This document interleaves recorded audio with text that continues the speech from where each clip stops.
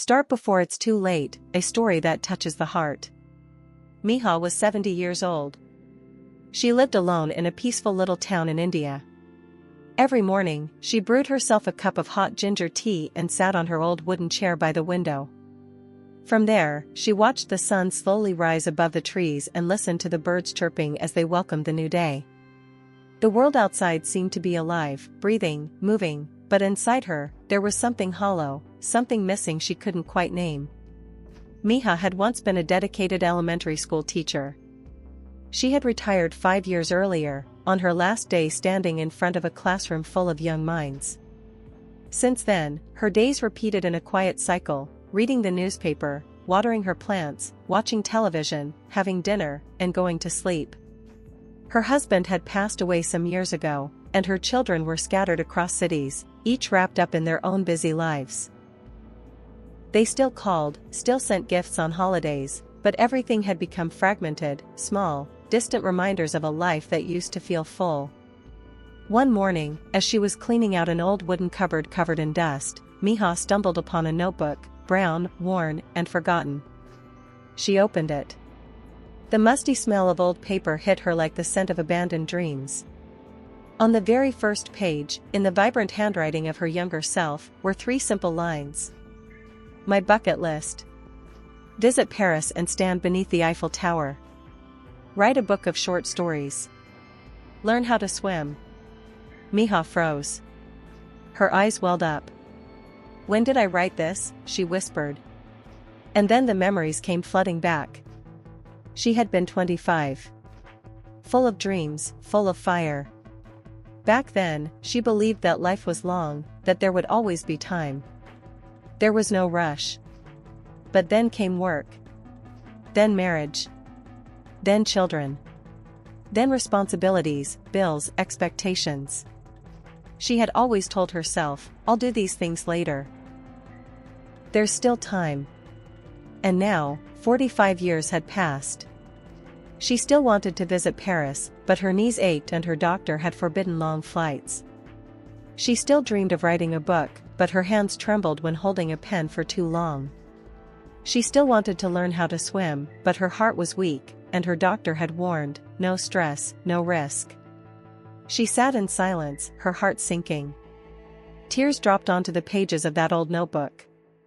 I waited too long, she murmured. That evening, for the first time in years, Miha did something different. She went for a walk to the park near her home. Children were playing on the swings, their laughter echoing in the warm evening air. She sat on a bench beneath a tree and noticed a little girl, about 10 years old, drawing intently in a sketchbook. Miha leaned over and asked gently, What are you drawing? The girl looked up with sparkling eyes and smiled. A story. I want to make it into a book someday. Miha chuckled. A soft, bittersweet laugh. I used to want that too. Long ago. The girl tilted her head curiously. Why didn't you? Miha paused. Then she sighed, her voice barely a whisper. I thought I had time. I kept waiting, but time didn't wait for me. The girl grew quiet, then said something that stayed with Miha all night. But you can still write, Auntie. You just told me a story right now. That night, Miha couldn't sleep. The girl's words echoed in her heart like a bell ringing in a deep canyon. Something inside her stirred, a feeling that had been asleep for decades. The next morning, Miha rose early, not to sit by the window with tea, but to start again. She picked up a fresh new notebook. On the first page, she wrote, New bucket list. Write short stories for children. Read books about Paris. Teach swimming theory to kids, even if I can't swim. She smiled. This time, the smile came from a place of peace, not regret. I may never visit Paris, she said, but I can read about it and imagine every corner. I may never swim, but I can help children understand water and movement. I may not be young, but I can still live fully. From that day on, Miha began writing stories every morning. Simple tales, full of kindness, school memories, and dreams. She visited the park often, bringing pages of her handwritten stories. Children gathered around her, listening with wide eyes.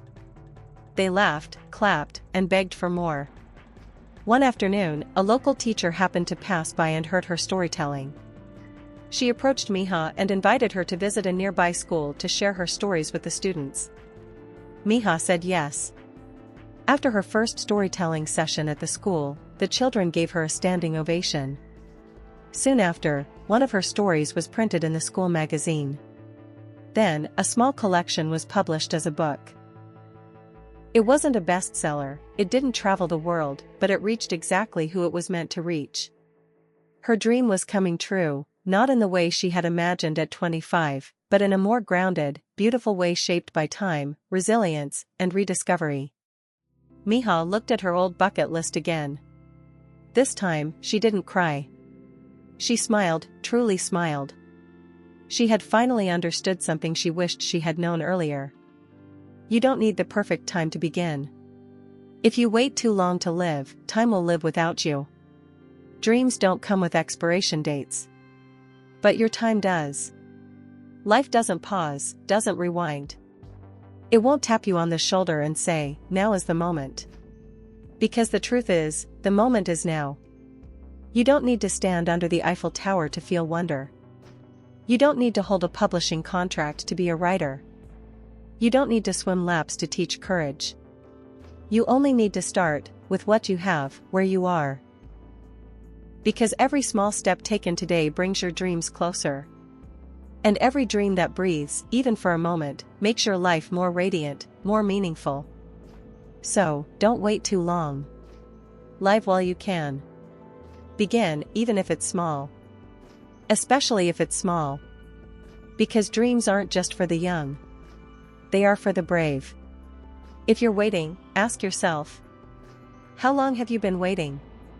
And if the answer is too long, then maybe, just maybe, today is the day to begin.